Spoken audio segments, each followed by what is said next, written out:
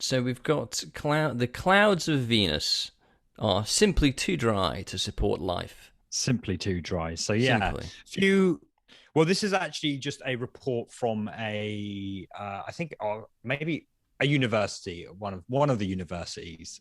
Let's actually click on it and remind myself of that university. But so a few months ago, probably months ago now, University of it Belfast, was I believe. report.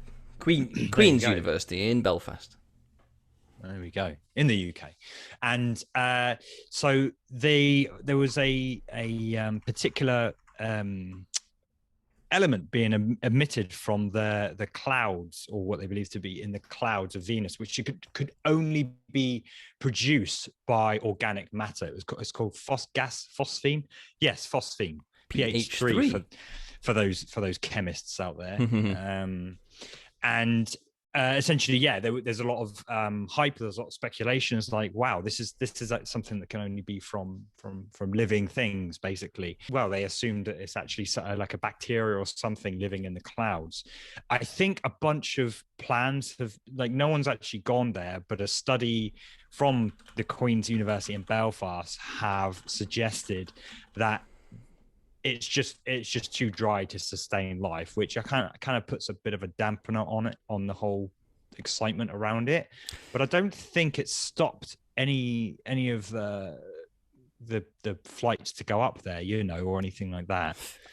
There is a spanner in the works here because this is all very well and good. But do you know what the temperature is of Venus? This is why the clouds. This is why it's up high. It's a lot. It's a lot more. Yeah, like 400 degrees C. Yeah, yeah. Something crazy. 450 And the according to pressure. Google. Yeah. Oh, there we go. Yeah, for the surface Close. temperature. So, what, were we expecting to have a cloud city or something along those lines? So yeah, no. So extremophiles are well known to live in very inhospitable environments, like gaseous, acidic, in volcanoes, crazy deep in the ocean.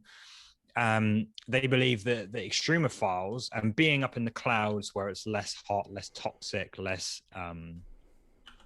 pressure, the assumption is that the extremophiles prove that animals and things, and whatever, if you can call them animals, microbiomes or whatever, can live in these extremes. So we can't rule out the possibility that, yes, it's hot, yes, it's crazy toxic, but let's go in with an open mind. So I think, Yes, so extremophile, I think, is a word that is new to me today, actually. there we go. An organism, I'll get it right in a minute.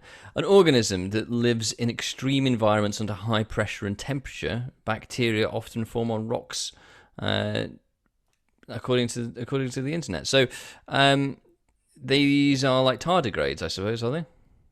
Tardigrades could be considered an extremophile, but not quite. Like, tardigrades are actually probably quite big compared to. Maybe Ah. not actually. Maybe not actually. I don't know. I don't know the Or details. water bears, I But think they can get called. yeah, water bears. Yeah, tardigrades. Or I giant don't. tardigrades, if you watched that recent, or that first series of the new Star Trek, I think it was on Netflix. Oh, I've not seen it. There's No. an absolutely giant one that seemed to be powering the ship, actually, if I remember rightly. Wow. And Star Trek Well, fans out there.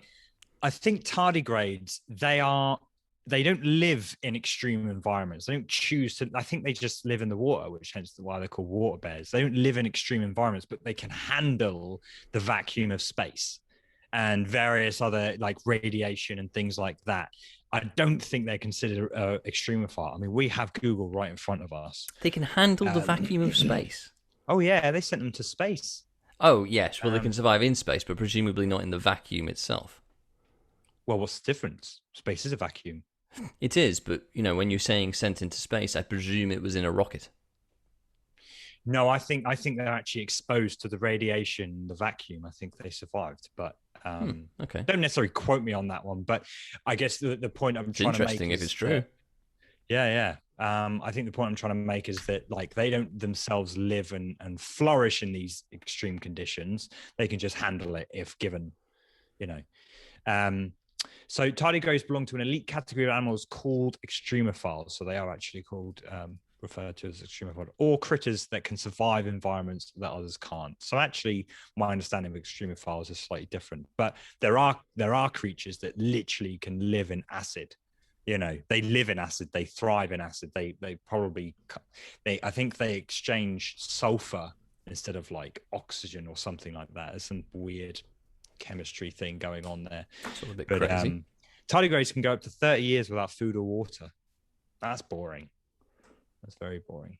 Yeah. There we go. How long does a I've learned something tardigrade live recently. for? I don't know. Presumably Oh my only God. 30 years if they don't have food or water. Well, yeah. But You'd hope longer. but under normal circumstances, how long do they live for? 3 to 4 months. What? What? That doesn't work. Up to 2 years for other species. That doesn't work. I think the internet is trolling us. Seems it, doesn't it? I think in theory, maybe it's like they've monitored the kind of what do you call it when your metabolism? Maybe they monitored the metabolism.